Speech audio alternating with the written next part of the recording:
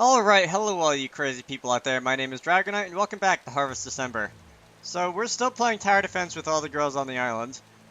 The girls' eyes rolled to the back of their head. To her head. There should be an apostrophe in there so I know which form of girls that is. Before she collapsed on the ground. Ruki leaned against the tree for support as she wiped her brow with her hand. Ha ha, she panted, her shoulders rising up and down with each breath she took. No matter how much damp air she sucked in, it wasn't enough. Her ribs ached. Her body was overheating and her mind was in a haze. The injuries Magari caused burned the most. She used the sixth sense, Neujin, something along those lines, to steady her breath. It helped send oxygen to the cells in her body. Yeah, breathing tends to do that. Every part of her was screaming for air, but her lungs wouldn't keep up. Her arms felt heavy. But she couldn't stop. If she did, those girls would bring her down. She was Rokushiki. She had to protect everybody. It was her sense of duty that clouded her decisions. Luring one of the girls to her, she readied herself for another attack. Hit! Another jumped at her from behind. She did not anticipate the attack. Ruki cursed at her stupidity. Then something sliced through the wind. The girl flew back. The girls... Is that singular or possessive? Is that plural or possessive? Come on, you haven't been... Whatever. Hey. The girls flew back, knocked unconscious. How many are there? You should be in the habit of using apostrophes. So I know if that's like plural or possessive. Or singular possessive. Anyway, it was Nuki's stones that saved her. Close call. Had she been in a better condition, she would have never been caught unguarded. How could she be so careless during a battle? Gah! The pain overcame her. It was only a split second, but enough for her enemies to tear her down. A girl kicked at her. It hit the ribs right where where her scars from Magari hadn't healed. Ugh. She heard herself cry out in agony. She realized the situation was impossible now. It was too late. From the slight movement she faltered, she was left vulnerable. One, then another. The girls closed in. No. No. Ruki believed she was experiencing the last of her life. One took hold of her arms, another kicked at her gut, and the last struck her in her ribs in a finishing blow. Ruki Rokushiki screamed. As if her scream was a signal, the other girls swarmed in on her. Ruki Rokushiki was defeated. How unfortunate. Is she dead?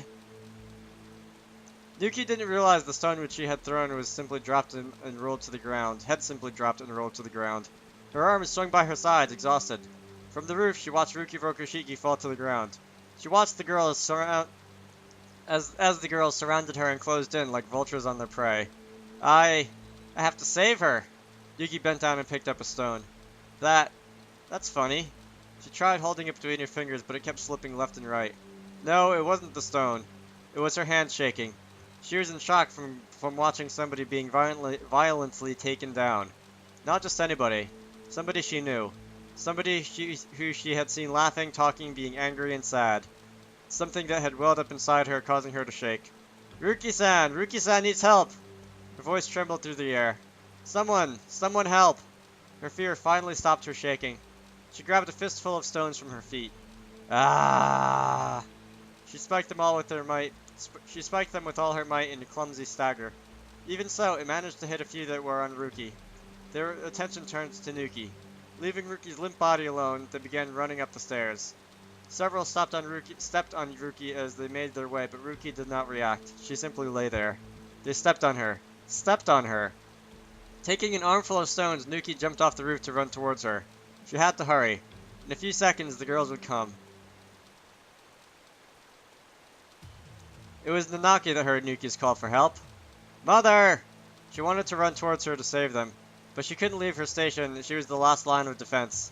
Ao was away hiding, getting ready for her own part. Nanaki was alone.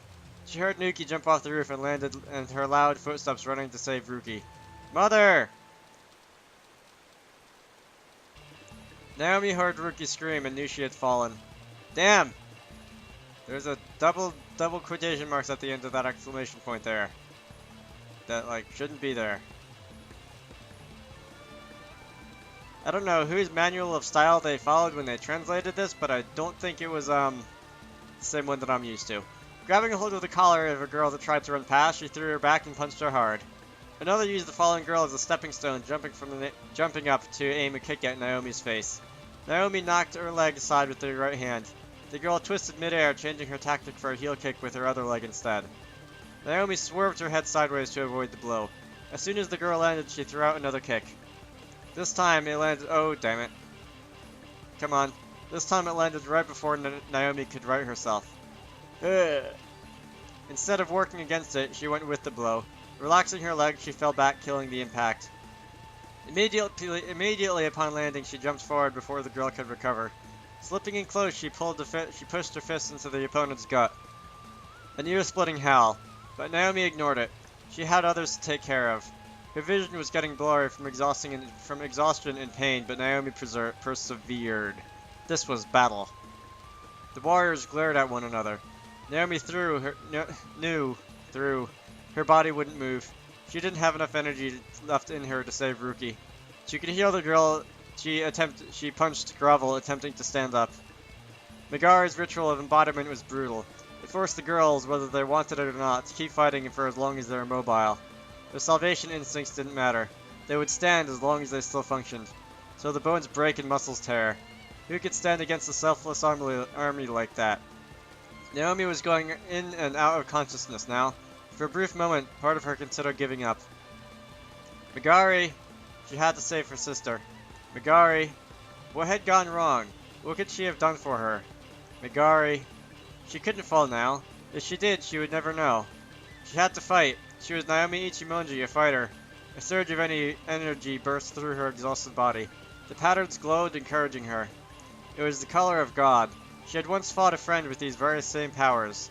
She counted on the ones directly before her. She counted the ones directly before her. 4. There were a couple of others behind her that could possibly get up too.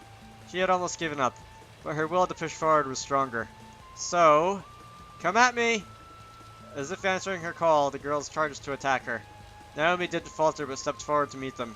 Receiving a blow to her left arm, she crossed her right arm before it and pushed. Ha! The girl jolted backwards and fell. First stands Yorinoki. It was not a blow that dealt damage externally, but internally. It sent shock through Naomi's bones, through the girl's fist directly to her brain. Ow! One down, but at a price. Her left arm would not work after this. Naomi was not taking her own damage into consideration any longer. She could still use her right arm, and only that mattered. Grabbing hold of another girl's cheek with a clawed hand, rah! She threw her down, banging her skull against the stone stairs, knocking her out. This wasn't enough. If Ayaka was still there, she would have said it wasn't enough. So, lifting the girl's head from the stone, she banged it down again, making it definite she would not stand again. Second down. Letting go, she threw her hand back, forming a fist to strike again. Again. Gah! She thrust forward with her full force. It was an instinctive blow, but it worked nonetheless. Her enemy flew sideways from the impact. The body hit a tree trunk, cracking it in half. The girl slumped to the ground. The tree tilted sideways. 3 down. Another. The last one standing before her took her chance. She lashed out at Naomi, who was vulnerable from her position, throwing a punch. There was nothing she could do to stop it. She received it all and was thrown down onto the stairs. Her back grated against the steps as she was pushed upwards. It hurt as if her flesh was being scraped off to the bone. Her left shoulder still worked. She forced it downwards. It hurt like mad, but it was enough to steady her position. She reached out with her right palm, fight palm, same thing. Ha! Yorinoki. The girl's body spasmed, but it was not enough to take her out. Not from this position. The girl's fist came down. At the same time, the blow from the back knocked the girl unconscious. The girl went limp, falling on Naomi. First stance, Kasu Jayari. 4th down. Naomi had crawled out from under her, slowly crawled out from under her. She took one breath. I have to go. Have to save Ruki. Have to save Megari. She took a step forward, but she couldn't feel the ground anymore. Naomi fell upon the bodies of her enemies as her consciousness faded away. Naomi Ichimonji was finally defeated. The shadow wavered and lengthened on the ground. The fallen girls were slowly getting up again. For the god, for the joy. They took no notice as they stepped on Naomi to make their way to the top. Maya had lost count of how many she had beaten. It was endless. No matter how many she got rid of, more would follow. Slowly, she began to lose control, began to give up trying to hurt the girls as least she could. She was throwing out blows for efficiency now, to take every one of them down as surely as possible. But they were so young, many of them her students. Some of them would be her students in the future. When she thought of that, she hesitated, and because of that, she was vulnerable. A girl lashed onto her in a tackle and she did not react fast enough. She tried pushing her away, pressing out her forehead. Shit! And a few of the other girls ran past towards the shrine. Let go! Finally, tearing the girl away, she dealt a heavy blow. The girl tumbled downhill. Mai wanted to look back to see how many she had gone through, but another two were already advancing on her. Rokichiki, they're heading your way, she shouted. Nearby, a tree trunk was stained with blood. No matter how much the rain beat down, it would not be washed away. By its roots, the girl lay unconscious, face down. On top of her, Manaka lay limp. She had her hands laced through the girl's hair from throwing her against the tree. The rain kept falling. Around Manaka, several girls lay scattered, immobile. No, didn't feel anything about those that stood before her. She was irritated with herself. She was breathing hard, as if she didn't make her effort, but she knew she would stagger backwards. But I'm a prodigy! So why was she finding this so hard? A girl stood up from the ground and dragged her feet forward in clumsy motions. She wasn't about to lose to something like this, was she? Nono's the little kid, right? I think Nono's the little kid. That would be just as bad as the time she lost to Tomomi, the one girl she never thought could lay a finger on her. Could she bear the humiliation again? The girl walked closer as if attracted to the patterns on her skin. A whisk of air. The girl stopped. Of course not. Yeah, Nono's the little kid. Nono had transported herself to stand behind her enemy. The girl tried looking back. Gah! But then she turned, she realized she had been attacked. Nono had bit down on her shoulder. You're a goner. Nono's tiny hands grabbed on her head. Gah! She threw the girl away like trash. The girls surrounding her stilled. They knew and feared the primal animal before them.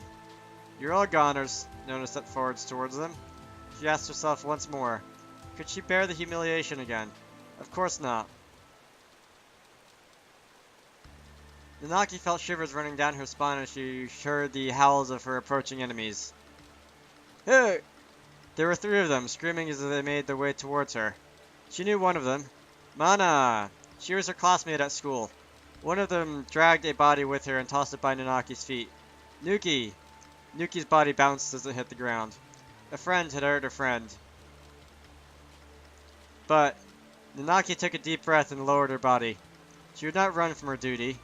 Now, Nanaki Rokushiki was facing the wrath of the tradition they had created. She had found salvation, but the Unchosen were still left lost. So it would be her job to be their worthy opponent. I, Priestess of Rokushiki! She would look to it the way they had their festival. Nanaki Rokushiki, I will fight you. Festive, fallen. Alright, so I've been talking for about 15 minutes this time instead of 10. I'm going to end this off here. So, my name is Dragonite. I hope you all enjoyed that, and I will see you all later.